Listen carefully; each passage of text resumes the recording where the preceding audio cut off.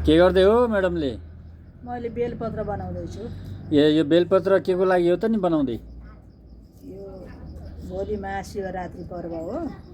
शिवरात्रि पर्वमा के गरिन्छ? बेलपत्रको खास के प्रयोग हुन्छ त्यसमा? भोलिको शिवरात्रिमा शिवको पूजा गरिन्छ। हजुर। शिवको लागि सबभन्दा मनपर्ने चिज भनेको बेलपत्र, गाईको दुध हो। अनि खास बेलपत्र कतिवटा पात हुनुपर्छ चढाउनेमा? बेलपत्र खास गरेर यसरी यो 3टा पात भएको हुनुपर्छ। अनि पातमा छेन्दा भएको काटिएको अरेको चढ्दै चढ्दैन? सकेसम्म राम्रो केही छेन्दा नभएको सर्लक्क परेको राम्रो चाहिन्छ। छेन्दा छ भने त्यसलाई अलग गर्ने। छेन्दा छ भने 3 पात छैन भने त्यसलाई पनि अलग गर्ने। 3 पात छैन भने त्यो बेलपत्रमा मानिँदैन। भनेपछि भगवान शिव बेलपत्र चढाउँदा अनि दुध चढाउँदा साह्रै खुसी हुनुहुन्छ। भगवान शिव धेरै खुसी हुनुहुन्छ। अनि भगवान शिवसँग हजुरको मनोकामना के छ त?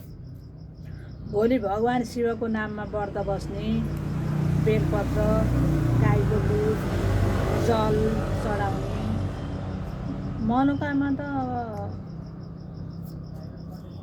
के नै भन्नु छ र, हर्ताकर्ता भनेको भगवान भोलेनाथ नै हुनुहुन्छ। हजुर।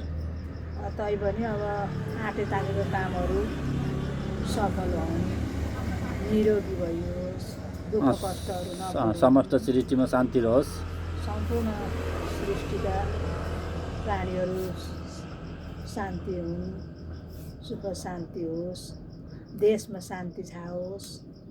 यही त हो हाम्रो भगवानसँगको मनोकामना। सही भन्नुभयो हजुरले। अरू केही विशेष हजुरको केही भनाइ छ कि शिवजीको पूजाको बारेमा? विशेष त अब भोलि बिहान उठेर नुहाइधुवाइ गरेर नित्य चोखो बसेर भगवान शिवको मन्दिरमा गएर पूजा आराधना गरिन्छ। अनि आएर अब भोलि शिवरात्रिको दिन त कसैले भाङ धतुरो गाँजा पनि खान्छन्, त्यसलाई के भन्नुहुन्छ?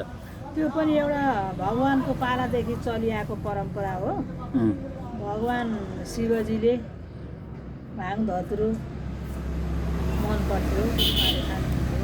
त्यो भएर एउटा हाम्रो संस्कार संस्कृतिलाई, भगवानका पालादेखि चलिआएको परम्परालाई चलाउन एउटा हाम्रो एउटा रीति नै हो। यो राम्रो मानिन्छ। ल हस्त हजुरले त्यति जानकारी दिनुभएकोमा धेरै धेरै धन्यवाद। धेरै खुसी लाग्यो।